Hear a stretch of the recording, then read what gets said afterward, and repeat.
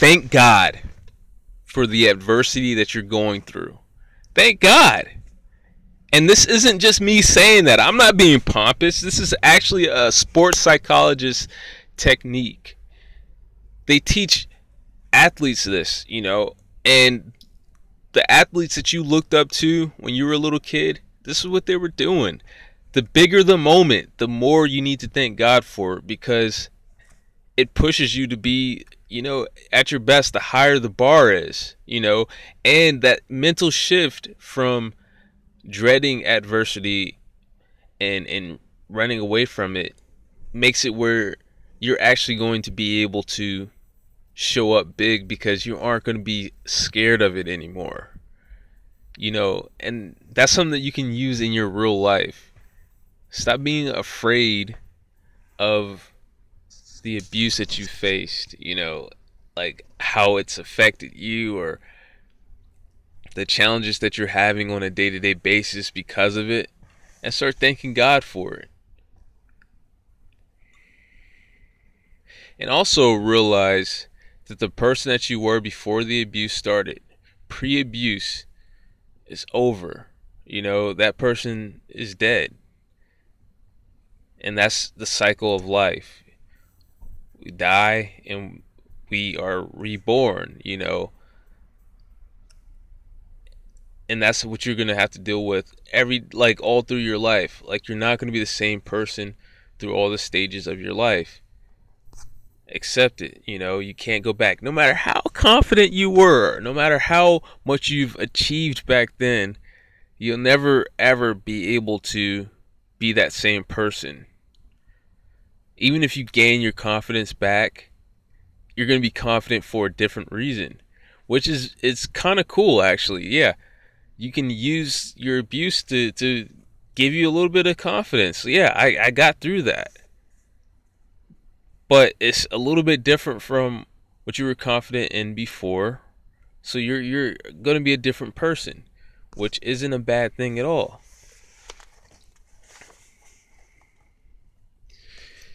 If you keep looking back, it's hard to actually like develop your genius. Like,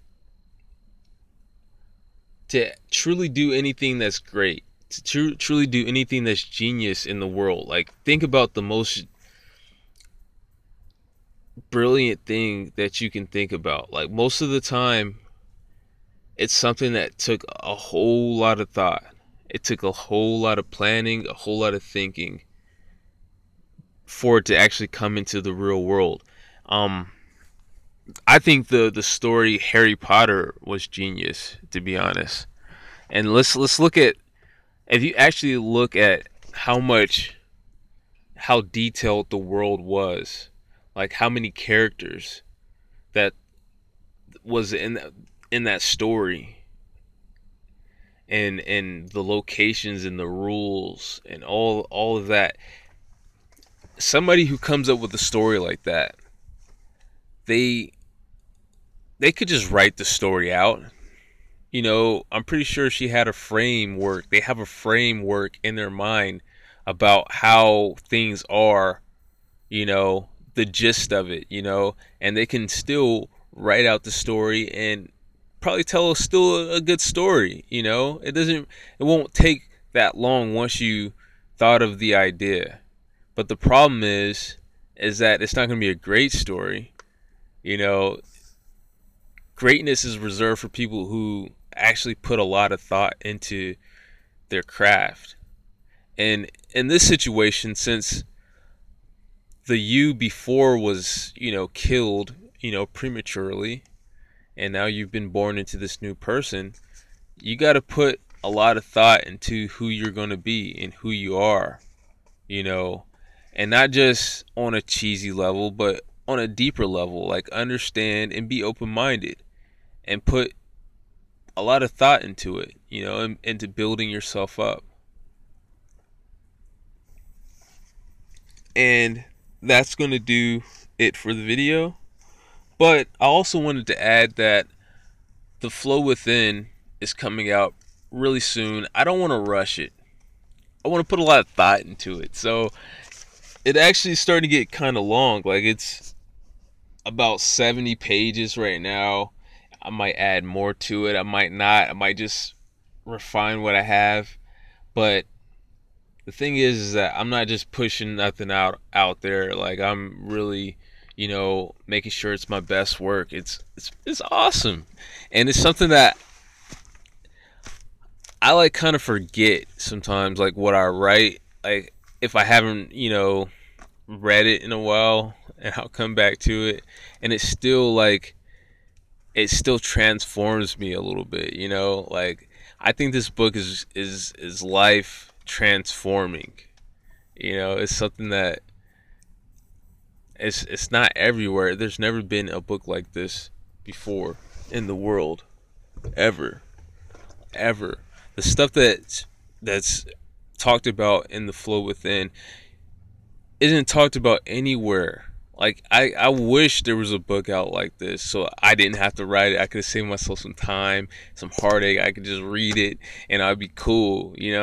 But it didn't exist, so I had to be the one to write it. No other writers write about topics like this, because you know why? Because they're just looking for money. They just want to write about where what will make money, what's making the most money. Write something about health, a new diet or something like that. Health, dating, money. That's all, what I mean? And usually most books that come out, that's what they're about. At least the ones that are doing the best. So, I mean, there's niches to it. And I didn't worry about the niche. That's the reason why this book doesn't exist. That's what I'm trying to say, is because most writers are going to write about what will give them the best financial return. And me, I'm like, you know what? I found my audience. I'm fine, I'm fine with it. And I'm just going to write the book, and The Flow Within is just it's gonna change lives, and that's just is what it is. It just is what it is. I'm not gonna worry about anything. I'm just gonna put it out there because it needs to be out there, and that's all I got.